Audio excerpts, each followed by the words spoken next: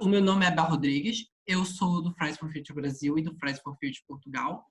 E esse daqui é o quadro da vizinha do lado. Ou seja, é um quadro que o Fridays for Future Portugal fez para abrir espaço para pessoas ligadas à causa falarem sobre diversos temas. E o tema dessa semana vai ser justamente sobre o ativismo em relação aos direitos indígenas e à América do Sul, ao Brasil e etc. Então, a nossa vizinha da semana vai ser a Sônia Guajajara, que é ex-candidata à vice-presidência do Brasil. Sim, sim. Ok. Tá certo. Que seria, aliás, também chegou a ser por um período aí a própria candidata à presidência também, não foi? Também. Começou por aí. Daria uma ótima presidente, eu tenho certeza disso. Obrigada. O Brasil estaria agora em lençóis muito melhores. Com certeza. Então, ok, então prosseguindo. Quer falar também um pouco mais sobre si? Se apresentar um pouco também para a gente? Bom, eu sou a Sônia Guajajara, né? O meu povo é Guajajara, aqui do estado do Maranhão, né? Sou do território indígena Araribóia e faço parte da coordenação executiva da APIB, atualmente, né? Que é a Articulação dos Povos Indígenas do Brasil. Em 2018, eu fui pré-candidata à presidência da República, né? Por um periodinho, porque foi só na pré-candidatura. E logo depois eu compus a chapa com Guilherme Boulos, pelo PSOL, né, como co-presidenta. A gente não foi vice, viu? Não seguimos os padrões aí do TRE, né? A gente fez uma campanha, movimento, né? E aí a gente tentando mudar esses padrões, co-presidenta. E aí depois voltei fiquei um ano afastada da PIB, né? E acabou a campanha, voltei e aí, é isso. Ok. É hoje considerada, não só no Brasil, mas até na Europa, uma das grandes líderes indígenas que existem no Brasil. Então, para a gente é uma honra muito grande recebê-la aqui. Ok. Obrigada. A greve climática, que é o Fridays for Future, ele é um movimento que se coloca na luta contra a emergência climática, Sônia. E ele acredita que não há justiça climática sem justiça social. Então, na sua opinião, como é que os jovens indígenas poderiam se inserir nessa luta global pelo ambiente contra a emergência climática? Na verdade, os jovens indígenas nunca saíram dessa luta, né? A juventude indígena vive sempre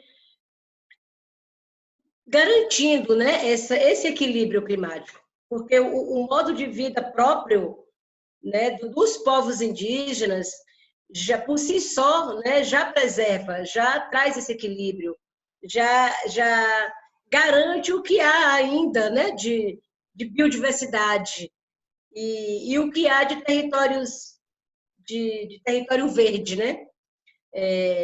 Comprovadamente, os territórios indígenas são os mais preservados, né? Vocês com certeza sabem né, desse fator. Os territórios indígenas, comparado a qualquer um outro territórios, né, público, são, mesmo sem nenhuma política efetiva de proteção, são os mais preservados, né? Então, acho bem interessante, bem legal esse levante da juventude mundial em todas as partes, né? Com essa campanha, com esse movimento aí para lutar pelo clima.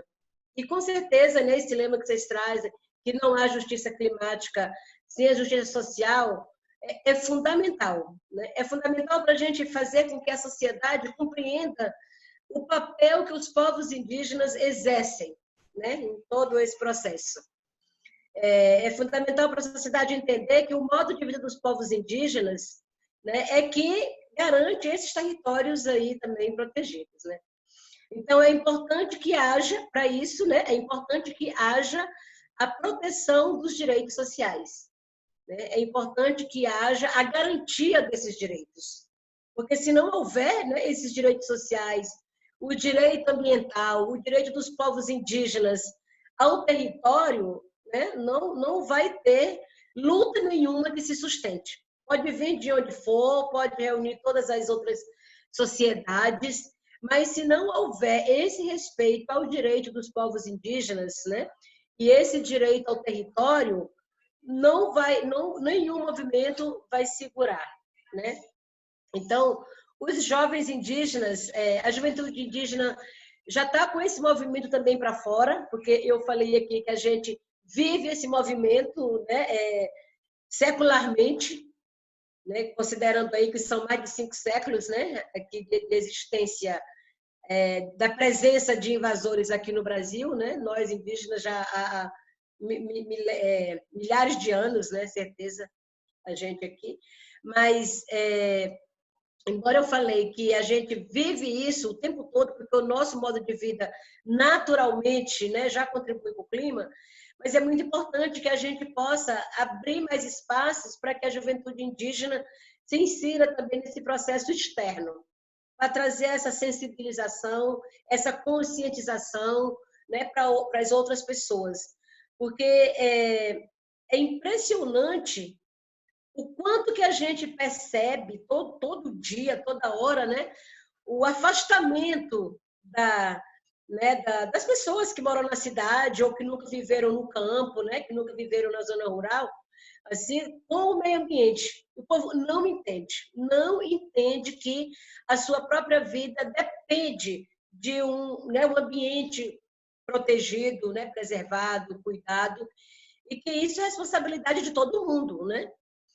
Então, acho que a juventude indígena vindo, né, também para esses outros espaços que o movimento indígena às vezes não alcança, né, é uma voz importante para sensibilizar e conscientizar outras pessoas, para apoiar, né, para estar junto na causa indígena, para estar junto na luta climática, porque é uma luta que realmente tem que ser compreendida e abraçada por todas as pessoas.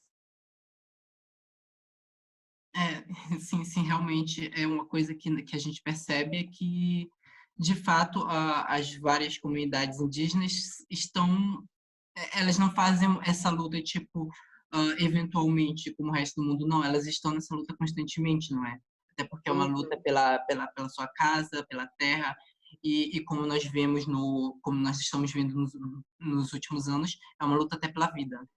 Pela vida. Infelizmente, a situação que está no Brasil é uma situação muito degradante. E até eu queria só complementar um pouco, né, essa Claro. parte que a gente falou da inserção da juventude indígena, né, nesse processo mais global, né, de defesa do clima. É claro que para nós isso significa, né, a defesa do território, mas assim, essa defesa diária que a gente faz, né, com o nosso próprio modo de vida, está custando muitas vidas, né? Então você vê que é uma luta pela vida, mas que está custando muitas vidas, porque acaba que para nós a luta pelo clima, né, pelos territórios, ela acaba sendo uma luta política muito forte, né? E nesse momento que a gente está, onde a terra, né, ela virou assim o principal objeto de disputa, né, por parte do poder político e do poder econômico, em detrimento dos direitos originários dos povos indígenas. E quando a gente se levanta para defender esse direito territorial, né, que é o direito à existência, que é o direito à vida, a gente fica na mira, né, na mira da criminalização, na mira das invasões, na mira dos ataques, na mira dos assassinatos, né? E aí eu queria só trazer aqui agora, né, em memória do Zezico Guajajara, citar aqui o nome dele, que foi assassinado essa semana, né, semana passada, terça-feira, hoje tem 8 dias já, né, do assassinato dele, que foi morto ali, né, no território. E esse é um fato dessa semana. Em seguida teve mais um outro conflito, um outro indígena baleado, né? Felizmente não morreu. Mas aqui no Maranhão já são 5 assassinatos em 5 meses. E a gente não pode, de forma alguma, desvincular esses assassinatos dessa luta aí na defesa dos territórios, né? Porque são conflitos com madeireiros, são conflitos com garimpeiros, são conflitos com caçadores, né? E são conflitos agora também com todo esse processo que a gente está vivendo aqui de incitação ao ódio, de incitação ao racismo, né? E esse fascismo que está imposto aqui no Brasil, ele ultrapassou todas as barreiras e chegou também nos territórios indígenas. Então, quando o fascismo chega, ele não escolhe pessoas, né? Todo mundo está ali ameaçado. Então, alguns indígenas também se sentem encorajados por esse discurso, né? Por esse comportamento de ódio e acabam também praticando maldades, né? E aí o que eu quero dizer aqui é que, com o assassinato do Zico, a gente, lamentavelmente, né, afirma que, independente de quem seja o culpado, tem que ser punido. A gente não é conivente com nenhum tipo, né, com nenhum tipo de violência. E Zé Zico sempre dizia isso, né? Ele sempre fez essa luta pelo território, ele sempre fez essa luta assim, em defesa da educação, ele sempre fez essa luta em defesa dos guardiões da floresta, né? E ele tem muitos invasores e em alguns casos tem conivência de indígena. Mas independente de ser indígena ou não, né, tem que pagar pelo erro. Ele sempre dizia isso, né? Claramente, abertamente, em todas as reuniões. E aí, em memória dele, que a gente também está reforçando, né, sempre agora esse alerta, que a justiça tem que ser para todo mundo, né, independente de quem seja. Sim, sim, de fato. Essa situação no Brasil, ela ainda não é muito conhecida no mundo. Eu acho que é crucial fazer isso ser conhecido. No caso, essa violência contra as diversas comunidades indígenas, eu acho que é uma coisa que o mundo precisa saber, até para que algum tipo de pressão seja feita no governo, porque, pelo menos eu não consigo entender como é possível haver tanto descrédito que o governo dá a essas comunidades. Porque as declarações do chefe de governo, por exemplo, são declarações que vão de encontro com o que se espera de uma pessoa naquela posição. Mas pronto. Então, nesse cenário, tendo em conta os direitos, como é que a Sônia pode dizer que estão a relação entre o governo atual e os direitos indígenas? Há um respeito? Não há? Como é que na sua opinião isso está? Menino, uma verdadeira guerra. A impressão é que a gente está num cenário de guerra, sabe? Aqui, uma disputa terrível, onde o governo adota um discurso apostando na estratégia de provocar um confronto entre os próprios povos indígenas, né? E ainda no ano passado, assim que o Bolsonaro assumiu, nas primeiras reuniões nossas, né, a gente já falava assim que esse governo ia apostar na velha tática do divisionismo, né, dividir os povos para poder chegar e impor os seus interesses. E não foi diferente, né? Esse governo está apostando na cooptação de lideranças para defender o seu projeto político. Sei lá, se é que há projeto, né? Então, mas para defender os seus interesses. E dentre esses interesses está aí o agronegócio, que de alguma forma ele quer implantar o agronegócio nos territórios indígenas com a justificativa que tem que levar renda, que tem que levar alimentação para a população, que os indígenas estão morrendo de fome porque não têm condições de trabalhar, né? Só que por trás dessa ideia de trazer benefícios, de trazer melhoria para a qualidade de vida, o que eles querem é exatamente acessar esses territórios, dizer que os indígenas estão cedendo e que não precisa mais de territórios, que querem ficar na cidade, que querem ter outras coisas, né? E com isso eles legalizar aí esse entreguismo. O que tem por trás de tudo isso, né? De todo esse discurso aí de levar o agronegócio para as aldeias, é exatamente retirar esse direito territorial, né? E aí, para isso, eles vêm adotando tentando, né, assim, aprovar várias medidas no Congresso Nacional, como o arrendamento dos territórios indígenas, né? Tem tantos hectares, então vamos tirar uma parte e entregar para a produção. Então, tem aí a proposta de lei, né, o projeto de lei do arrendamento, tem o projeto de lei da mineração em terras indígenas, né? Tem aí toda a flexibilização da legislação ambiental, acabar com os procedimentos do licenciamento ambiental, né? E aí, para isso, eles apostam tanto nessa investida de aprovar medidas no Congresso Nacional, como também desmontar todos os órgãos responsáveis, né? Como o IBAMA, né? a FUNAI, o ICMBio, que estão totalmente aí sucateados, né? Então, neste momento, aqui no Brasil, não somente os direitos dos povos indígenas estão em jogo, mas todos os direitos, né? Os direitos ambientais, os direitos humanos, direitos dos trabalhadores e trabalhadoras, está todo mundo agora, né, no mesmo pacote.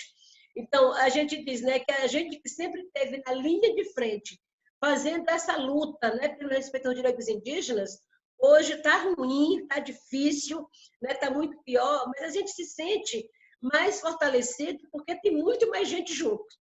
E tem muito mais gente entendendo que essa luta ela tem que ser coletiva. Ela não pode ser lutas isoladas, não pode ser luta separada, não pode ser cada um brigando pelo seu. Né? Nós temos que fazer essas conexões. Somente a luta coletiva vai derrubar esse governo genocida, vai derrubar esse fascismo que se instalou aqui no Brasil. Então, Sônia, tu acabaste de usar um termo que também está sendo usado pela mídia europeia, que é sobre o genocídio. Então, é correto mesmo falar que, nesse momento, está havendo um genocídio no Brasil, ou um projeto de genocídio? Um genocídio autorizado. Pior ainda, né? Porque não é um genocídio velado, né? É um genocídio que está institucionalizado. É muito pior, né? Porque o governo está incitando isso, está permitindo. E agora mesmo, em tempo de pandemia, né, do coronavírus, onde a gente faz todo um trabalho para que as pessoas tomem consciência das medidas preventivas, né?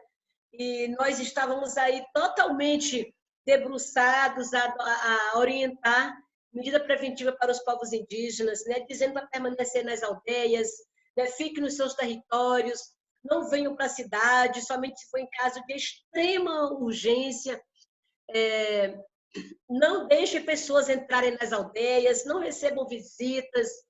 A gente estava com isso muito certinho e, de repente, lá vem Bolsonaro com o discurso dele, que é uma gripezinha, que não mata, ou quem tiver que morrer vai morrer, né? Então, isso tanto atrapalhou muito, né, como institucionaliza, né,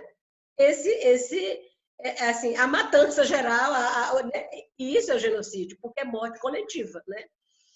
E aí, em relação aos povos indígenas, é um cuidado redobrado, né?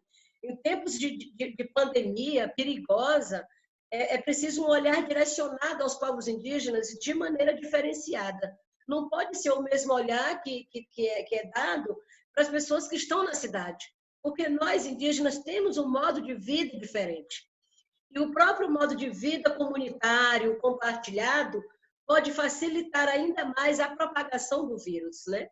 Então, tem que se haver essa atenção diferenciada, né, aos povos indígenas. E aí eu digo redobrado também no sentido de que, ao mesmo tempo que a gente está com esse foco agora na pandemia, né, no coronavírus, os cuidados, né, não se pode deixar invisibilizar todos os ataques e invasões que continuam também aí acontecendo, né? O fato de estar agora o mundo inteiro olhando para o coronavírus, né, não pode invisibilizar as ameaças, né, e essas invasões que estão acontecendo nos territórios indígenas. Você viu aí que aqui no Maranhão os assassinatos que aconteceram, bem nesse momento que a gente está no foco aqui de cuidar da pandemia, né? E aí vem os assassinatos que são provenientes de todos os ataques históricos, né? E de todo o histórico de violência que já acontece aqui no Maranhão, né? Então, vamos cuidar aqui de um lado, mas o governo também precisa assumir a sua responsabilidade de garantir a fiscalização, a proteção dos povos e dos territórios indígenas. Então, assim, né, como foi a tua pergunta, então o momento é realmente assim, um cenário de guerra, onde todo mundo parece que está procurando um refúgio seguro, mas se a gente não tem esse refúgio seguro dentro dos nossos próprios territórios, né, onde que a gente vai? Né? Então, é bem complicado. E assim, eu quero só complementar aqui, ainda na campanha, Bolsonaro já dizia isso, né? Ele dizia, no meu governo não haverá nenhum milímetro de terras para índio. Era assim que ele falava, né? Ainda na campanha. E aí, agora, ele está colocando em prática já, né, todas essas suas propostas de campanha. E, infelizmente, né, ele está cumprindo o que ele disse. Sônia, então, o que tu tens a falar para a comunidade portuguesa ou para a comunidade europeia de maneira geral? Bom, acho que já passou até da fase, né, da gente dizer que a responsabilidade de tudo que está acontecendo, né, da colonização, é só da Europa, né? Porque esse período colonial aqui foi bem crucial para os povos indígenas, houve muitas mortes, extermínios. É importante que Portugal reconheça isso, né? O que foi as consequências dessa colonização para os povos indígenas no Brasil, né? Mas toda a Europa também teve participação com todo esse período que foi tão desastroso para nós. Mas que agora é momento da gente dar as mãos, né? Da gente reparar esse erro e juntos entrar nessa pressão aí, né? De exigir do presidente mesmo do Brasil, né? Esse respeito aos direitos indígenas, aos direitos ambientais, aos direitos humanos, né? E aí, além de cobrar do governo, ter responsabilidade também com as suas empresas, com as empresas que estão na Europa, que são da Europa, mas que estão aqui, que continuam explorando os territórios, que continuam promovendo ainda mais essa disputa que há aqui, né? São empresas que estão em territórios que mesmo que não estão demarcados, mas que tem um processo aí para ser demarcadas, são empresas que estão contaminando as águas com agrotóxico, né? São empresas que estão plantando soja, destruindo todo aí o nosso ambiente. Enfim, são fazendas que estão levando carne para fora. Então, essa conta não pode ser paga só pelo Brasil, né? Essa conta tem que ser assumida também por essas empresas da Europa que estão destruindo aqui, né? E aí, para isso, é muito importante, por isso que tem as 3 parcelas aí, né? Acho que tem que ter essa pressão para o governo brasileiro cumprir a sua parte, mas tem que ter também essa pressão nas empresas que estão aí para serem responsabilizadas pelos prejuízos que causam aqui no Brasil, pela destruição ambiental, pela violação de direitos, né, humanos que estão promovendo aqui, mas que também os parlamentares da Europa podem cumprir uma outra parte, criando leis de responsabilização e também de sanções às empresas que não respeitarem esses direitos. Então, os parlamentares podem criar essas leis e a população também, a sociedade civil, pode exigir de seus parlamentares, né, que possam estar, pode exigir dos parlamentares que possam estar criando essas leis. Então, assim como eles têm a cadeia produtiva e de comércio, nós também temos que criar a nossa cadeia, né, de cobrança, de pressão e de, né, assim, e essa luta mesmo coletiva, né, para a gente poder mudar esse quadro. Muito obrigada pelo convite, gostei muito de participar aqui com vocês, e aí a gente vai seguindo em contato. Ok, Sônia, olha, de verdade, obrigado.